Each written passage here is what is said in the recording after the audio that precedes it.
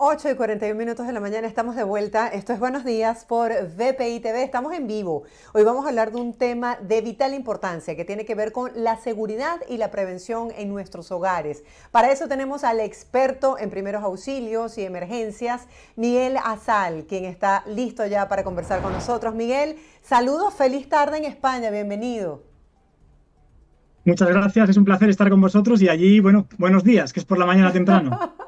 Así es, ya tú nos Sí. llevas unas horas de adelanto, pero quisiera que nos hablaras un poco acerca de ese material tan importante que tú compartes en tus redes sociales que tienen que ver con la prevención en el hogar. Por ejemplo, hablabas del tema de las bolsas plásticas, porque esto hay que establecer un cuidado especial cuando tenemos hijos.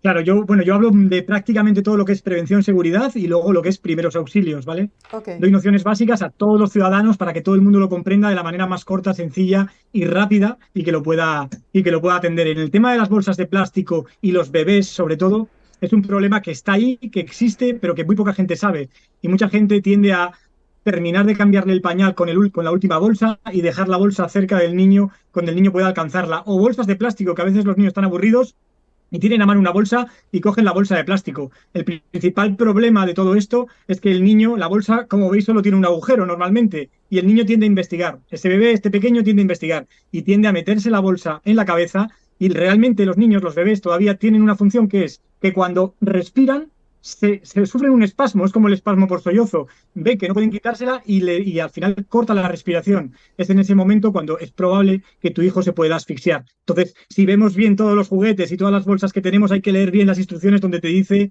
cuidado, no deje bolsas de plástico cerca de tus pequeños. Claro, la bolsa es tan solo un elemento, pero quisiera que nos hablaras acerca de todos esos factores de riesgo que están al alcance de los niños. Claro, hay muchísimos dentro del hogar, ¿no? Dentro del hogar hay muchísimos factores de riesgo, como incluso las mismas tronas. Todo el mundo tiene que saber exactamente cómo debe de actuar ante cualquier situación y cómo debe de utilizar todos los elementos de seguridad. Si tienes piscinas en casa, tienes que saber que tienes que tener las valladas y que el niño tiene que estar siempre vigilado, que los niños se ahogan en la misma bañera, en un palmo de agua, no puedes estar más de 10 segundos sin atenderlo o a una distancia que no sea alcanzable con tu brazo. Yo insisto mucho en eso porque seguimos viendo ahogamientos de niños.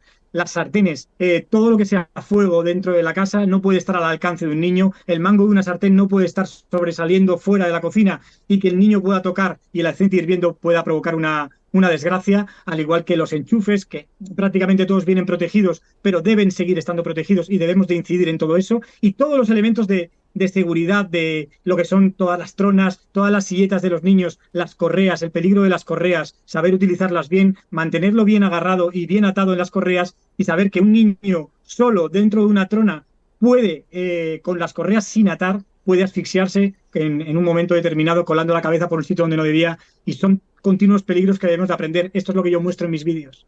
Miguel, por ejemplo, no nos enseñan ni siquiera en la universidad asuntos básicos de primeros auxilios en relación con cuando un niño se queda con la comida atascada o con algún artículo que se haya metido en la boca. ¿Cómo sabemos qué debemos hacer? Claro, está claro que no nos lo enseñan en ningún sitio. De hecho, yo insisto mucho en mis vídeos. Mira, aquí tengo un bebé para poder hacer un ejemplo en el que en el momento en el que veáis que vuestro hijo tose o vuestro padre tose, en este caso hablamos de los niños, pero si el niño tose hay que dejarlo toser. La gente tiene mucha costumbre de una vez que tose empezar a golpearlo o a intentar sacudirlo o a Sí. intentar hacer esto. El niño hay que dejarlo toser porque probablemente es una obstrucción parcial, hay paso de aire y por lo tanto va a resolver por él mismo. En el momento en el que veamos ya que el niño no puede respirar, que es muy característico, ojos saltones, se empieza a poner de color azul los labios, empieza a cambiar el color de la piel, es en ese momento cuando tenemos que actuar. Si el niño tiene menos de un año, debemos de colocarlo directamente sobre nuestro antebrazo, superficie dura que es también nuestro muslo, bajarlo a nuestro muslo, y ahí es donde debemos aplicar 5 compresiones entre las dos escápulas, como veis aquí, entre las dos escápulas, entre las dos superficies duras. Si con esto no responde y no resolvemos, le daremos la vuelta y aplicaremos 5 compresiones en el tórax, siempre inclinado y siempre nuestro antebrazo apoyado en nuestro muslo. Estaremos haciendo estas maniobras, 5 compresiones y cinco palmadas entre las dos escápulas y 5 compresiones hasta que el niño o recupere o quede inconsciente. En el momento que veamos que queda inconsciente, en ese momento hay que empezar a hacer el protocolo de RCP, reanimación cardiopulmonar en el lactante. Cuando se trata de una persona adulta, he visto que lo abrazan como decir por detrás y hacen como un apretón. ¿Eso es válido? Sí, está claro que es la maniobra, la llamada maniobra de Heimlich, que es la maniobra que realmente tiene evidencia y salva vidas. En este caso, si vemos un adulto que ya no puede toser y que se está atragantando con este signo universal de ahogamiento, que es llevarse las manos al cuello, es en el momento en el que tenemos que actuar. Y lo ideal sería, le podemos dar, inclinar 45 grados y dar 5 palmadas entre las dos escápulas, pero eso las guías RC lo permiten, pero ya la Asociación Americana del Corazón te dice directamente, cuando veas que ya se está atragantando y que no puede respirar, abrázalo por detrás, busca justo el espacio por debajo de las costillas y por encima del ombligo, en ese espacio, y ahí colocaremos el puño con el nudillo saliente, como lo veis aquí. Una vez que tengas el puño aquí, lo abrazamos por detrás y lo que vamos a hacer es abrazar nuestro puño y hacer compresiones hacia adentro y hacia arriba, como si fuera una J. Esto hará que expulse el objeto extraño. No hay que olvidarse de meter una de nuestras piernas entre sus dos piernas, porque en caso de que quede inconsciente, poder llevarlo al suelo sin que se dañe, sin que haya un trauma en la cabeza o cualquier otra cosa. Es lo mismo. Si mientras la persona esté consciente y no pueda respirar, mantendremos la maniobra de Heimlich, pero cuando quede inconsciente tendremos que llevarla al suelo y comenzar esas maniobras de RCP que todo el mundo debería saber. Gracias por estas recomendaciones. He visto también que en tus redes compartes información importante sobre el tener aerosoles. ¿Qué tan peligroso puede ser tener aerosoles en casa, que suele ser muy común? Claro, está claro que todo el mundo lo tiene en casa, pero nadie sabe los riesgos que conlleva, ¿no? Porque realmente vemos las lacas, vemos todos estos aerosoles, como hablas, que si vemos los ingredientes, vamos a ver que prácticamente todos llevan alcohol. Y en los mismos ingredientes, en las instrucciones de seguridad, te nombran que mucho cuidado y precaución, no lo acercar a zonas calientes, no almacenarlo en zonas calientes y no tener contacto con el fuego. Está claro que este tipo de aerosoles, por ejemplo, vamos a hablar de la laca en este caso, que en el momento en el que tú expulsas, si hay una fuente de calor, es muy probable que haga una reacción que sea combustible, o sea, provoca una combustión con ese riesgo de incendio y de quemaduras para la persona. Daros cuenta, ese gel hidroalcohólico que hemos estado utilizando tanto tiempo en la pandemia, lavándonos las manos continuamente, pues hace poco aquí en España hubo un caso en la que la persona se roció con gel para refrescarse y fue a prenderse un cigarrillo y las quemaduras al final no lo pudo superar. La persona falleció. Por eso es muy importante y saber, y yo lo pruebo en mis vídeos y hago una prueba práctica con el gel hidroalcohólico, echo gel hidroalcohólico, le prendo fuego y vais a ver cómo hay una llama que prácticamente no se ve, esa llama, pero si acercas un papel va a empezar a arder. Eso quiere decir que te va a quemar. Y por ejemplo, ¿qué medidas tenemos que tener en cuenta cuando tenemos un balcón en casa y cuando tenemos vidrios cercanos a nuestros hijos, por ejemplo, en el área de la cocina? El tema de los vidrios lo hice hace poquito y la verdad que fue un vídeo muy, muy viral porque la gente lo desconoce, ¿no? Dice, bueno, se rompe un vaso, lo tiro a la basura y al contenedor directamente. Entonces no pensamos en que hay mucha gente que busca en las basuras, hay muchos animales que buscan en las basuras comida y que con que solo el vidrio esté mínimamente salido, podremos directamente atacar a un ojo o provocar una hemorragia. Incluso vosotros mismos, cuando salís a tirar la basura, Ujú. y ese cristal perfora la bolsa, al llevarla siempre va rozando por nuestra pierna. Eso lo tengo que decir porque es así. Y el rozar con nuestra pierna podría provocar una hemorragia y en este caso, en esta altura, podría provocar una hemorragia grave. Entonces hay que saber estas medidas de prevención de seguridad y luego saber atajar una hemorragia grave, está claro. En el tema del balcón, como me comentas, bueno, pues hablamos del tema del balcón y de la gente que se tira a las piscinas, ¿no? ¿Es eso lo que me preguntas? Sí, sí, sí, sí. Y que ahorita hay Sí, eso muchos es, a retos y ver, muchos niños que no tienen conciencia de esos peligros. correcto. Yo también en uno de los vídeos hablé sobre este tema porque me parece primordial, ¿no? Que la gente no sabe que tirándose desde un balcón, tirándose de cabeza sin conocer el fondo de la piscina, ese trauma craneal con una fractura cervical te puede dejar inmóvil para toda la vida. Y esto en el mejor de los casos. En el peor de los casos, probablemente pierdas la vida, como está perdiendo mucha gente, por hacer estas barbaridades que incluso mezclan con alcohol fiesta y se lanzan desde los balcones sin ningún conocimiento. Entonces, yo siempre lo digo, no solo es que caigas de cabeza, es que también la caída en plancha, sea por delante o sea por detrás, puede provocar un trauma abdominal grave, severo, con una hemorragia interna por el daño de un órgano que también te puede complicar la vida. Pero no somos conscientes, todavía no lo somos hasta que no lo vemos. Claro, Miguel, ¿cuáles son esos peligros más comunes que existen en nuestras viviendas y que no estamos conscientes de eso? Bueno, es un poco lo que os he comentado antes, es decir, nuestra vivienda está llena de peligros, pero nosotros, pues bueno, vamos viviendo y al final nunca creemos que nos va a pasar a nosotros hasta que nos pasa, ¿no? Entonces, hay un ejemplo muy claro que es el el de la sartén en llamas, ¿no? La sartén con aceite hirviendo, que si empieza a tener llamas, la gente todavía piensa que hay que echarle agua para apagar el fuego. Y yo incido e insisto, si le echas agua, va a provocar una reacción que te va Sí. a llevar a un incendio en domicilio, un incendio en vivienda, y que no vas a poder, y que vas a tener que salir de allí de forma urgente. Entonces, siempre ese tema de la sartén en llamas, por ejemplo, está muy claro que hay que tapar, hay que sofocar el fuego, o con una tapa de plata, con una tapa metálica, o con un trapo húmedo mojado y sofocar el fuego. Es tan fácil como eso. Pero la gente tiende a entrar en pánico, por eso yo digo siempre, lo ideal es mantener la calma, habilidad, conocimiento, y cuando lo tienes es realmente cuando sabes hacerlo, es cuando realmente hablas. No solamente es por ti, ¿no? Que tienes que saber muchas cosas, y no solo medidas de prevención en casa, tema eléctrico o la prevención de incendios, sino cómo saber actuar si a tu familiar, a tu padre o a tu hijo le sucede cualquier emergencia y eres tú el único, el primer ciudadano, ese primer interviniente, el que le va a salvar la vida, porque la ambulancia no va a llegar mínimo en 8 o 10 minutos. Entonces, tienes que ser tú el que esté ahí pendiente para salvar vidas. Yo insisto en esto. Claro, eso marca la diferencia, todos estos conocimientos, actuar para salvar una vida en esos momentos cruciales. Si hablamos del caso de la alimentación, hemos visto videos que se han hecho virales que tienen que ver con no recalentar el arroz. ¿Por qué puede ser esto un peligro? Pues mira, yo no es la cuestión no es no recalentarlo, se puede recalentar sin ningún problema. El problema real es cómo lo conservas. O sea, tú una vez que hayas cocinado el arroz, no lo debes dejar más de 2 horas a temperatura ambiente. Incluso aunque no se haya todavía enfriado del todo, debes meterlo ya a refrigerar, porque temperaturas por encima de 6 grados, el arroz, bueno, tanto el arroz como la pasta, tienen una facilidad de contraer, de generar o de proliferar la bacteria Bacillus cereus, que es una bacteria pues, que te va a provocar la intoxicación, que en muchos casos ni sabe ni huele, tú no lo vas a poder comprobar. Y de hecho, claro, la gente me pregunta, yo llevo comiendo arroz toda la vida, he hecho eso y he hecho lo Yo otro y nunca también. me ha pasado nada. Ya, a ti no te ha pasado nada, pero hay testigos, hay evidencia de que esto ha sucedido y por lo tanto es mejor prevenirlo. O sea, no vamos a jugar. Puede ser que no te ocurra de 5 o 10 veces que lo hagas y a la 12 puedas sufrir una intoxicación. Entonces, lo importante es intentar mantener estas medidas de seguridad que yo doy, que yo digo y que mucha gente pues duda o cree. Y yo siempre digo, si las dudas, tienes que ir a buscar la evidencia y ahí verás que es real.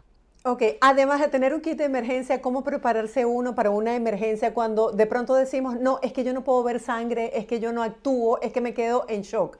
¿Cómo debemos prepararnos para saber qué debemos hacer en ese momento y resolver? Claro, yo siempre lo digo. Yo con mis vídeos, mi objetivo era pues, instruir a la ciudadanía, a todo el mundo realmente, porque estoy instruyendo a todo el mundo. Pero yo les digo siempre, con mis vídeos vais a adquirir un conocimiento o una idea, ¿no?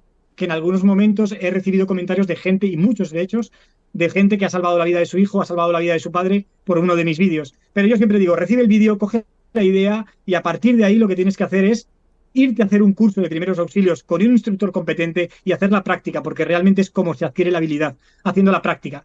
Entonces, yo lo recalco y lo digo siempre en mis vídeos. El kit de primeros auxilios, lo primero es la voluntad, el querer hacer las cosas, el tener ganas de ayudar y de salvar. Luego es formarte, como te digo, y por último tener ese material. Este material básico que en muchas de las ocasiones, si revisamos los botiquines de todas nuestras casas, vemos que la mayoría de las cosas son inútiles. Entonces yo siempre, si veis a uno de mis vídeos, veréis que yo doy el botiquín útil de verdad para las 4 causas de muerte reversible, como pueden ser la obstrucción de la vía aérea, la parada cardíaca, la hemorragia exsanguinante, cosas que realmente son necesarias y son útiles y te van a salvar la vida. Todo lo demás, lo que quieras llevar, lo puedes llevar, pero tienes que llevar lo básico para poder salvar la vida tuya o la de tu familiar, por supuesto. Vamos a recordarle a la gente que nos está viendo cuáles son esas cosas que no son necesarias y lo que sí debemos tener en casa para salvar una vida. En principio, como os he dicho, la hemorragia ocurre y sigue ocurriendo y ocurrirá y la gente no tiene conciencia de ello.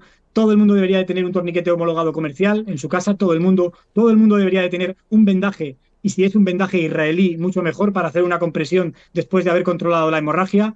Todo el mundo tiene que tener lo que son lo que es temas para la vía aérea, es decir, yo digo, si tienes una cánula orofaringea, es ideal que sepas utilizarla, pero debes tenerla, ¿no? Todo el mundo debe saber hacer las prácticas básicas como son la posición lateral de seguridad y esa llamada a emergencias. Y luego lo que es el kit de primeros auxilios básicos, enumerar todas las cosas que hay, está claro que las podéis ver en mis vídeos, pero hay una cosa muy común, no todo el mundo tiene alcohol, todo el mundo tiene toallitas, todo el mundo tiene agua oxigenada, pues hay que salir también de ese mito del alcohol y el agua oxigenada que no sirve para curar heridas, que lo que hace es agravar la cicatrización, lo que hace es quemar los bordes de la herida y sí, la clorexidina, que en este caso para heridas más leves se podría utilizar. Son pautas básicas, hay que saber un poco qué es lo que tengo que llevar, cómo lo tengo que utilizar, porque todo lo que tienes en tu botiquín tienes que saber utilizarlo y ya está, y actuar. Y con eso saber que tú tienes que llevar tu botiquín, si estás en casa para utilizarlo en casa, si te vas en el coche para utilizarlo en el coche, si te vas a una montaña, llevar lo básico para una montaña. Entonces son muchas cosas, ¿no? Pero como te he dicho, un torniquete, unos vendajes, entonces paradrapo para fijar, una manta térmica para evitar la hipotermia, tu clorexidina como antiséptico, son muchas cosas, pero que la gente tiene que enumerarlas, tiene que verlas.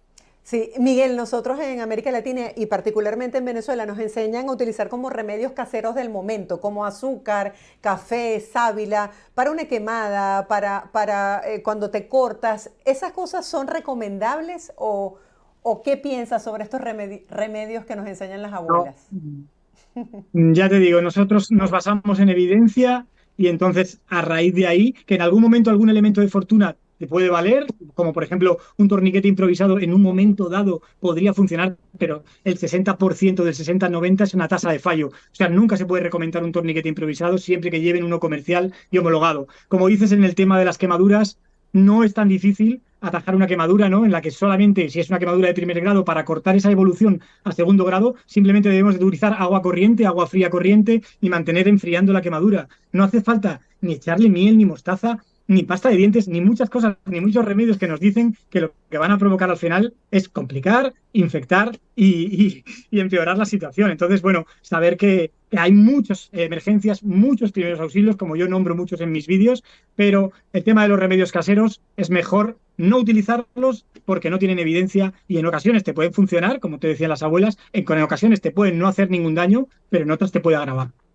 Has hablado de los peligros en casa, pero ¿qué pasa cuando estamos inmersos en un accidente de tránsito? ¿Qué debemos hacer o qué no debemos hacer? Bueno, en cuanto a los accidentes de tráfico, está claro que tenemos que saber actuar con esa conducta PAS, ese proteger, alertar y socorrer, proteger mi vida, que es la más importante, porque soy yo el que va a salvarle la vida a alguien, entonces yo soy el principal, evitar que nadie más se vea inmerso en este accidente, o sea, proteger a los demás y por último proteger, socorrer a la víctima. Alarmar, en este caso llamar ese aviso a emergencias, que es muy importante, saber utilizar y automatizar el gesto de llamar a emergencias. Y en cuanto a socorrer, si estamos en un accidente de tráfico, lo más importante es valorar la situación. O sea, son muchas cosas las que se debe hacer. Hay que estar formado para saber qué tipo de lesiones hay que atajar y con qué prioridad, ¿no? Si hay un paciente, si hay dos, si hay tres, hay que saber valorar eso. Y bueno, algo muy llamativo, ¿no? En el tema del accidente de moto, que se siguen viendo y se van viendo, se retira, no se retira el casco. Pues bueno, todo el mundo dice el casco no hay que retirarlo porque se puede complicar todo y se puede reventar. Está claro que solamente dos momentos en los que no se debe retirar el casco. Solamente hay dos. Y esto a la gente le sorprenderá. Uno es que no sepas hacerlo, porque si no sabes hacerlo, no puedes utilizar la técnica de retirada del casco, que es con dos socorristas o dos personas. Y otra es que tuviera algo empalado en la cabeza, cualquier barra de hierro o algo. En estos dos casos es el único caso que una persona inconsciente no se retira el casco.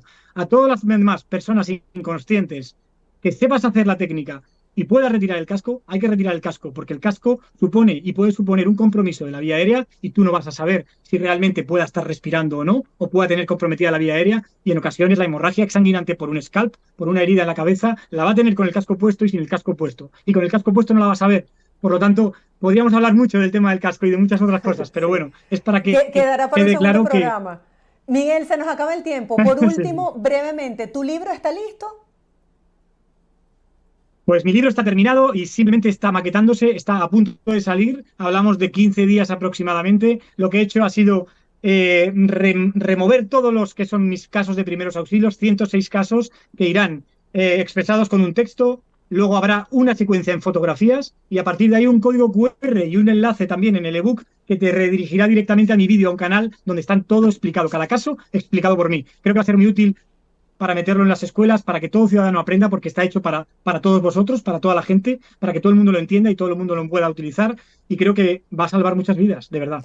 Así es, por eso quería compartirlo. Estaremos muy atentos cuando sea ya el lanzamiento, pues nos hablas para que hagamos un próximo programa. Feliz día y gracias por este tiempo.